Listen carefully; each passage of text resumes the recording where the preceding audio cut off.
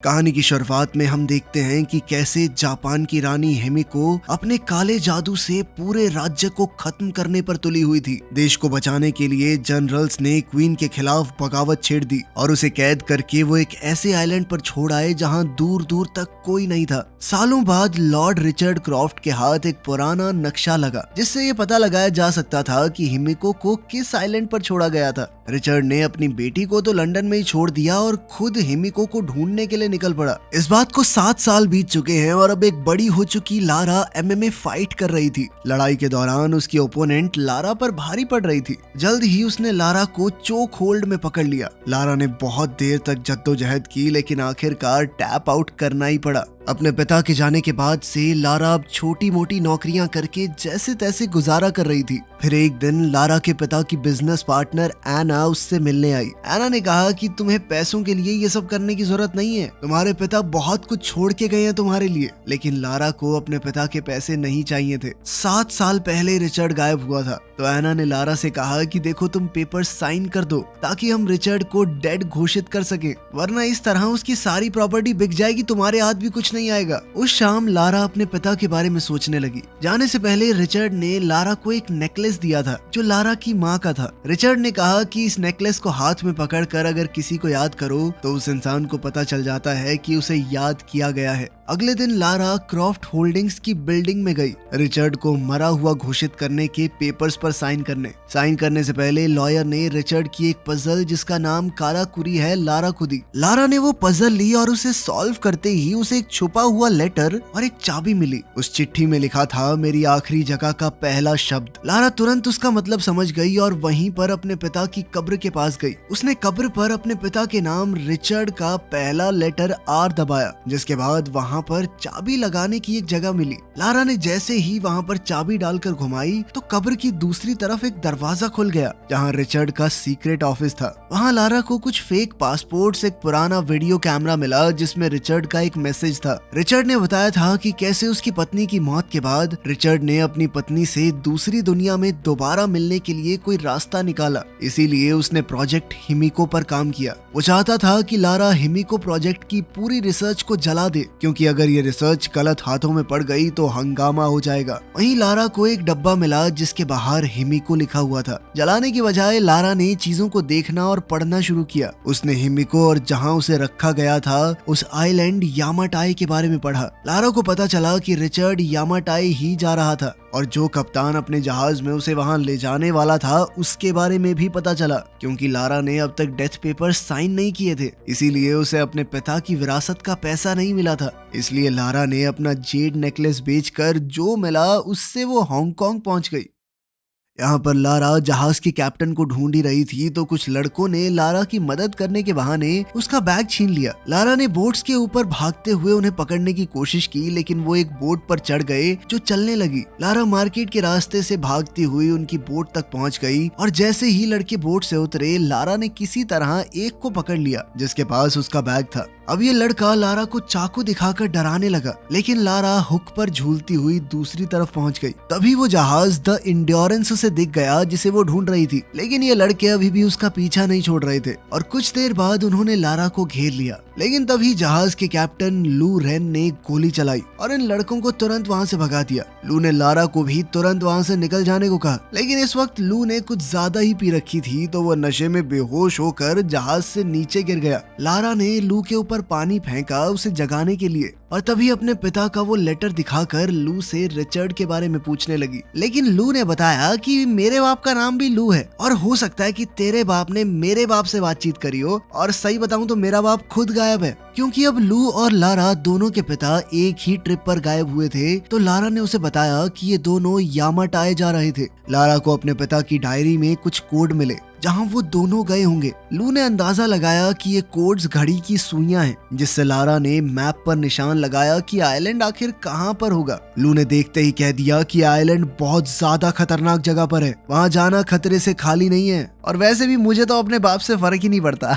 लेकिन फिर कुछ देर बाद जब उसने अपने पिता के साथ अपनी एक बचपन की फोटो देखी तो उसने एक बार दोबारा सोचा। लारा ने वहां पड़ी कुछ चीजों से अंदाजा लगाया कि पिछली रात तुम जुए में पैसे हारे हो ना, लारा ने मदद करने के लिए लू को काफी पैसों का ऑफर दिया। लू मान गया और फिर इन दोनों ने यामाटाई आइलैंड की तरफ अपना सफर शुरू किया। रास्ते में अपने पिता की डायरी पढ़ते हुए लारा को रिचर्ड के सामान में एक एशियन पजल मिली। उसे पता चला कि हिमिको को एक बंद दरवाजे के पीछे कैद किया गया था, जिसे खोलने का तरीका रिचर्ड को मिल गया था। उस आइलैंड पर भी हिमिको की जगह तक पहुंचना बहुत मुश्किल होने वाला था और वहां तक पहुंचने के लिए उन्हें बहुत सारी मुश्किलों का सामना करना होगा। इस मिशन के दौरान रिचर्ड के ऊपर एक ऑर्गेनाइजेशन ने नजर रखी हुई थी, जिनका नाम है ऑर्डर ऑफ ट्रिनिटी। ये ऑर्गेनाइजेशन तिलस्मी शक्तियों का इस्तेमाल करके इंसानों के ऊपर राज करना चाहती है। रिचर्ड को इस बात का डर था कि अगर इन लोगों को हिमिको की ताकत मिल गई तो वो क्या क्या नहीं कर सकते। खैर, एक रात जब लारा की आंख खुली तो उसने देखा कि बाहर खतरनाक तूफान चल रहा है। वो ब्रिज पर चढ़ गई जहां लू जहाज को कंट्रोल नहीं कर पा रहा था। लारा ने देखा कि वो लोग यामाताई आइलैंड के बहुत करीब पहुंच चुके हैं, लेकिन बड़ी बड़ी लहरें अब जहाज को बार बार दूर फेंक रही थी। लू ने लारा से जहाज को खाली करने को कहा, लेकिन लारा अपने कैबिन में रिचर्ड की डायरी लेने गई और उससे वो पुरानी पजल पीछे ही छूट गई। तभी जहाज की टक्कर एक बड़ी सी चट्टान से हो गई और लारा पानी में गिर पड़ी। इस तूफान ने लू और लारा को अलग अलग कर दिया। लारा किसी तरह किनारे पर पहुंच गई और उसने देखा कि इस आइलैंड पर तो और भी लोग हैं। तभी किसी ने उसे मारकर बेहोश कर दिया। अगले दिन लारा उठी तो उसने देखा कि वो एक टेंट में है, जहां उसके साथ मैथियस वोगेल नाम का एक आदमी था। मैथियस ने लारा से कहा कि बिल्कुल तुम्हारी ही जैसी मेरी भी एक बेटी है। मैथियस ने बताया कि वो आइलैंड छोड़कर तब तक अपने घर वापस नहीं जा सकता जब तक उसका काम पूरा नहीं हो जाता। जब लारा ने अपना बैग चेक किया तो मैथियस ने उसे बताया कि रिचर्ड की डायरी अब मेरे पास है और अब उसे वो सब कुछ मिल चुका है जो उसे चाहिए था। मैथियस ने बताया कि तुम्हारे बाप को हमने पकड़ लिया था, उसने हमारी बात नहीं मानी, जिसके बाद उसे मजबूरन मारना पड़ा। ये सुनकर लारा का दिल बैठ गया कि उसके पिता अब इस दुनिया में नहीं है। जब लारा बाहर निकली तो उसने देखा कि कुछ कर्मचारी बम धमाकों से पहाड़ को गिराने की कोशिश कर रहे हैं। जब लारा को बंदी बनाकर ले जाया जा रहा था तो उसने देखा कि लू को भी कैद कर लिया गया है और वो लोग जबरदस्ती उससे काम करवा रहे हैं। तब मैथियस ने ऑर्डर्स दिए कि सभी लोग यहाँ से कहीं और चलने वाले हैं। रास्ते में लू ने लारा को बताया कि यहाँ पर काम करने वाले ज्यादातर वर्कर या तो ऐसे मछुआरे हैं जिनका जहाज डूब गया होगा तब वो यहाँ आ गए होंगे, या फिर ऐसे लोग जो इन स्मगलर्स के जाल में फंस गए। लारा ने बताया कि मैथियस ने मेरे पिता को मार दिया है और जल्द ही लू को वर्कर्स से पता चला कि उसके पिता को भी मार दिया गया है। लारा ने लू से माफी मांगी कि मैं तुम्हें इस खतरनाक जगह पर ले आई। रिचर्ड की डायरी से मैथियस को हिमिको के टूम की एंट्रेंस मिली और सभी वर्कर यहाँ तक कि लारा और लू भी इस एंट्रेंस के रास्ते को साफ करने लगे। तभी एक बूढ़ा आदमी कमजोरी से गिर पड़ा, लेकिन एक गार्ड ने कहा कि बुड्ढे खड़ा हो और काम कर, समझा। तभी लारा और लू उस बूढ़े आदमी की साइड लेते हुए गार्ड से भिड़ गए, लेकिन तभी मैथियस पीछे से आया और बूढ़े को गोली मार दी। लू ने कस्सी उठाकर गार्ड की तरफ फेंकी ताकि लारा को वहां से बचकर निकलने का मौका मिल जाए। जैसे ही लारा भागी तो एक आदमी उस पर गोली चलाने को तैयार था, लेकिन लू ने ऐन वक्त पर उस पर हमला करके लारा को बचा लिया। लू भी मौका देखकर उसके पीछे भागा, लेकिन मैथियस ने उसकी बाजू में गोली मार दी। लारा पहाड़ी पर पहुंची और गिरे हुए पेड़ पर चढ़कर उसे पार करने की कोशिश करने लगी, लेकिन गोलियां चलने की वजह से वो नदी में गिर पड़ी। लारा नदी से निकलने की कोशिश कर रही थी और जैसे ही वो झरने के पास पहुंची, लारा ने क्रैश हो चुके एयरप्लेन का विंग पकड़ लिया और किसी तरह से उसके ऊपर चढ़ गई, लेकिन बदकिस्मती से उसके वजन से वो जर्जर हालत में प्लेन टूटने लगा। लारा जल्दी से प्लेन के मेन हिस्से की तरफ भागी और उस विंग के टूटने से पहले लारा किसी तरह से प्लेन की बॉडी में कूद गई, लेकिन अब वो पूरा का पूरा प्लेन ही टूटने लगा और जाकर दो पहाड़ियों के बीच अटक गया। लारा को किस्मत से वहाँ एक पुराना पैराशूट मिल गया और जैसे ही लारा गिरी उसने पैराशूट खोल लिया। लारा किसी तरह बचकर जंगल में क्रैश हुई, जिस दौरान पेड़ की एक नुकीली टहनी उसके पेट में घुस गई। दर्द में चीखते हुए लारा ने वो लकड़ी बाहर निकाली और फिर उसने पास की ही एक गुफा में रात बिताने का फैसला किया। सोते हुए उसे कुछ आवाज आई तो वो बाहर निकली। तभी अचानक मैथियस के एक आदमी रॉकेट ने उसे पकड़ लिया। लारा ने वहां से बच निकलने के लिए उसकी बाजू पर काट लिया। लारा ने अपनी पूरी ताकत से उससे लड़ने की कोशिश की, लेकिन रॉकेट ने एक बार फिर उसे उठाकर जमीन पर पटक दिया, जिसके बाद वो उसका दम घोटने की कोशिश करने लगा, जिस दौरान लारा ने एक पत्थर उठाकर उसके सर पर दे मारा। इसके बाद लारा ने उसे पकड़कर उसका मुंह कीचड़ में दे दिया ताकि वो सांस ना ले पाए। और कुछ ही देर में रॉकेट मर गया। लारा अभी भी इस बात से शॉक में थी कि उसने किसी की जान ले ली है कि तभी उसकी नजर अंधेरे में किसी इंसान पर पड़ी और लारा बिना सोचे समझे उसका पीछा करने लगी। उसने देखा कि ये आदमी एक पहाड़ी पर चढ़ रहा था। जब वो उसके पास गई तो उसने देखा कि ये कोई और नहीं बल्कि उसके पिता रिचर्ड है। रिचर्ड को लगने लगा था कि ये सिर्फ उसका भ्रम है, उसकी बेटी यहाँ कैसे हो सकती है। लेकिन लारा ने रिचर्ड को भरोसा दिलाया कि वो सच में यहाँ पर आ चुकी है। उसे देखकर रिचर्ड की आंखें भर आई और उसने पूछा कि तुम यहाँ क्या कर रही हो। लारा घायल थी तो रिचर्ड ने उसके घाव पर पट्टी की और कहा कि तुम आराम करो, ये वादा करते हुए कि इस बार मैं कभी तुम्हें अकेला नहीं छोड़ूंगा। अगले दिन सभी वर्कर्स ने हिमिको के टूम का रास्ता साफ कर दिया, जिसके बाद मैथियस ने किसी को फोन किया। लारा सुबह उठी तो उसने देखा कि रिचर्ड दाढ़ी बना रहा था, जिसमें लारा ने उसकी मदद की। रिचर्ड ने बताया कि लारा को छोड़कर जाना उसके लिए बहुत मुश्किल था, लेकिन हिमिको की वजह से वो इस आइलैंड से नहीं जा पाया। उसने बताया कि मैथियस उसी ट्रिनिटी ऑर्गेनाइजेशन के लिए काम करता है और रिचर्ड को हर हालत में उसे हिमिको तक पहुंचने से रोकना होगा। रिचर्ड ने लारा से पूछा कि क्या तुमने मेरी सारी रिसर्च जला दी? तो लारा ने बताया कि उसने ऐसा नहीं किया। ये सुनते ही रिचर्ड काफी घबरा गया, लेकिन लारा का कहना था कि अगर वो ऐसा कर देती तो कभी अपने पिता तक नहीं पहुंच पाती। जब रिचर्ड को इस बात का पता चला कि उसकी डायरी मैथियस के पास है तो वो बहुत ज्यादा गुस्से में आ गया, लेकिन लारा को इस सब से कोई फर्क नहीं पड़ता था। लेकिन रिचर्ड ने कहा कि ये सब मजाक नहीं है, अगर हिमिको की कब्र एक बार खुल गई तो पूरी दुनिया तबाह हो सकती है। लारा ने सोच लिया कि वो मैथियस के फोन का इस्तेमाल करके ही वहाँ से निकल सकते हैं, क्योंकि इतने सारे फौजियों से लड़ना अकेले उनके बस की बात नहीं है।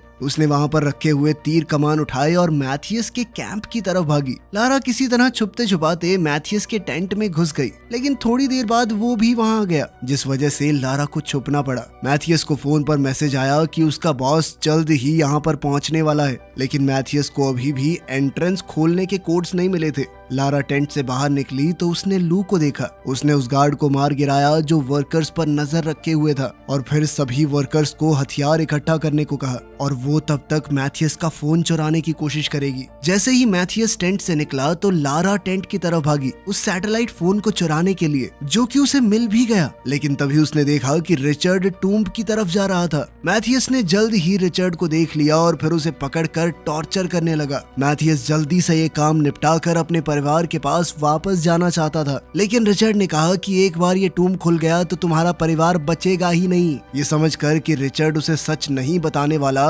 मैथियस ने गार्ड को रिचर्ड पर गोली चलाने को कहा, लेकिन इससे पहले गार्ड गोली चलाता लारा ने गार्ड को शूट कर दिया। अब उसने मैथियस पर निशाना तान दिया, लेकिन मैथियस ने अपनी बंदूक पहले ही रिचर्ड की तरफ तान रखी थी। मैथियस जानता था कि लारा दुनिया खत्म होने वाली बात पर भरोसा नहीं करती, इसीलिए वो चाहता था कि लारा अपने पिता को कैसे भी करके ये टूम्ब खोलने के लिए मनाए। बहुत सोचने के बाद लारा ने फैसला किया कि इतने समय बाद उसके पिता उसे मिले हैं, अब वो उन्हें कुछ होने नहीं देगी। लारा ने कहा कि मैं जानती हूँ टूम्ब को कैसे खोलना है, बिल्कुल वैसे ही जैसे उसने यहाँ आते वक्त वो पुरानी पजल खोली थी।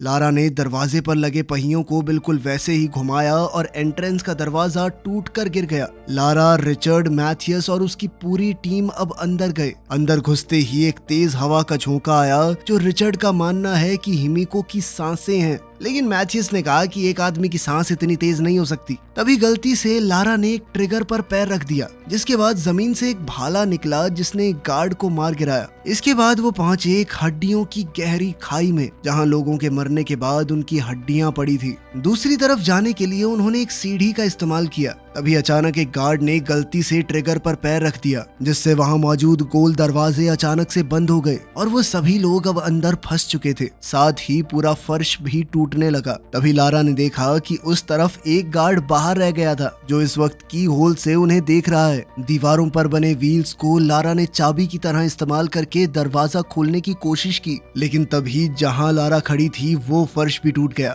जिसके बाद लारा किसी तरह से दरवाजे से लटक गई। अभी भी लारा पूरे जी जान से दरवाजा खोलने की कोशिश कर रही थी, लेकिन वो नहीं खुला। तभी लारा को एंट्रेंस के दरवाजे की पहेली याद आई और उसे समझ आया कि ये दरवाजा खोलने के लिए येलो और रेड व्हील को कंबाइन करना पड़ेगा, जिससे एक हरे रंग का व्हील बनेगा। और अब जैसे ही हरी लाइट आई, दरवाजा खुल गया। जैसे ही दरवाजा खुला तो उन्होंने ने देखा कि यहाँ पर टूटी फूटी कब्रें हैं। दरअसल ये हिमिको की दासियों की कब्रें हैं जिन्होंने मौत के बाद भी हिमिको की सेवा नहीं छोड़ी। ये सब बिल्कुल वैसा ही था जैसा रिचर्ड ने अपनी डायरी में लिखा था। ये देखकर लारा को लगा कि कहीं वो श्राप वाली बात सच तो नहीं है। अब आखिरकार वो लोग हिमिको की कब्र पर पहुंच ही गए। रिचर्ड ने मैथियस को समझाने की कोशिश की कि कब्र को खोलना बहुत बड़ी गलती होगी, लेकिन मैथियस ने उसकी एक बात नहीं मानी। गार्ड्स ने हिमिको के ताबूत को खोला और अंदर हिमिको की डेड बॉडी पड़ी थी। अचानक से हिमिको ने अपनी आंखें खोली और उसका शरीर एकदम सड़ने लग गया। लारा ने देखा कि टूम की पेंटिंग्स में हिमिको को दानव रूप में नहीं दिखाया गया। तभी लारा को वो पहले वाली पहेली याद आई जिसमें लिखा था कि जिंदगी वापस पाने के लिए हिमिको को मरना होगा और किसी को भी हिमिको का हाथ लगते ही उसकी मौत हो जाती है। लारा ने गार्ड्स को हिमिको को हाथ लगाने से रोका। अब लारा को समझ आ रहा था कि दुनिया को बचाने के लिए हिमिको ने अपना बलिदान दिया था, लेकिन गार्ड्स ने उसकी बात नहीं सुनी और जैसे ही उन्होंने बॉडी को हाथ लगाया हिमिको उठ खड़ी हुई। मैथियस को लगा कि शायद ये कोई ड्रामा है उन्हें डराने के लिए, लेकिन एक गार्ड जिसने हिमिको के शरीर को हाथ लगाया था उसके हाथ काले पड़ने लगे और उसका मांस सड़ने लगा। इससे ये पता चला कि हिमिको के शरीर में कोई खतरनाक वायरस था और ताकि ये बीमारी किसी और में ना फैले इसीलिए हिमिको ने खुद को बंद कर रखा था।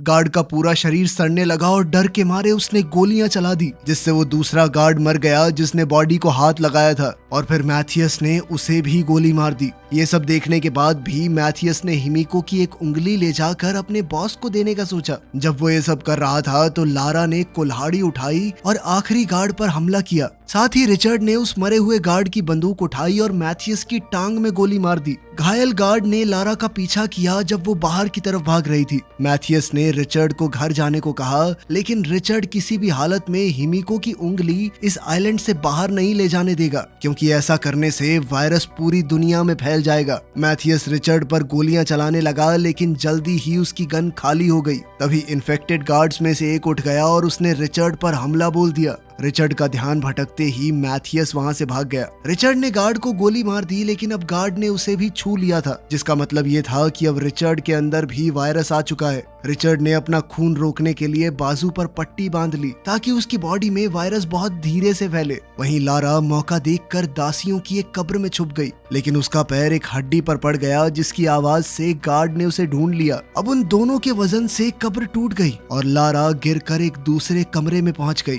गार्ड भी उसके साथ ही वहां गिर गया था। तभी लारा को एक ट्रिगर दिखा तो वो उस पर चढ़ गई, जिसके बाद बहुत सी पैनी लकड़ियों के टुकड़े उनके ऊपर बरसने लगे जिनमें से एक गार्ड पर गिरी और वो तुरंत मारा गया। जल्द ही लारा वापस हिमिको के टूम के पास आई, लेकिन रिचर्ड ने उसे दूर रहने को कहा क्योंकि अब उसके अंदर भी वायरस आ चुका था। उसने लारा को मैथियस को रोकने के लिए कहा और तब तक वो हिमिको के टूम्ब में आग लगा देगा। लारा किसी भी तरह रिचर्ड को बचाना चाहती थी, लेकिन रिचर्ड अपनी मौत को स्वीकार कर चुका था। रिचर्ड ने कहा कि मेरे लिए यही बहुत बड़ी बात है कि मैं अपनी बेटी को दोबारा देख पाया। रोते हुए लारा ने हथियार उठाए और अपने पिता को आखिरी बार अलविदा कहा। वहाँ मैथियस अभी हड्डियों की खाई को पार कर रहा था। लारा कूदकर सीढ़ी की दूसरी तरफ लैंड हुई और मैथियस को रोका। उसने मैथियस को लात मार के दोबारा दूसरी तरफ फेंक दिया, लेकिन मैथियस भी इतनी आसानी से हार मानने वाला नहीं था। उन दोनों के बीच खूब हाथापाई हुई। मैथियस ने लारा को गर्दन से पकड़ लिया, लेकिन लारा ने किसी तरह उसे गिरा दिया। वो किसी भी हालत में मैथियस को यहाँ से जाने नहीं दे सकती थी, इसीलिए उसने सीढ़ी को ही गिरा दिया।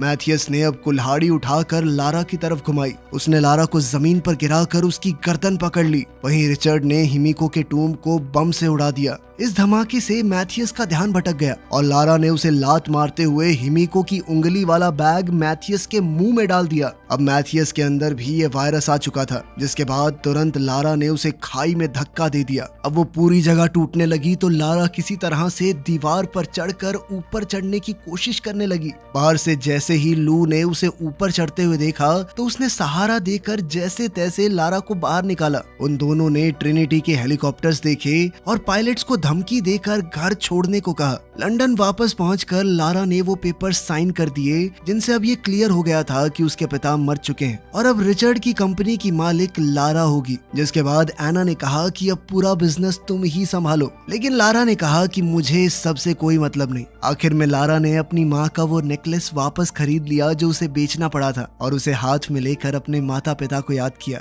वीडियो पसंद आई तो लाइक कर देना, चैनल को सब्सक्राइब कर लेना। मिलते हैं अगली वीडियो में।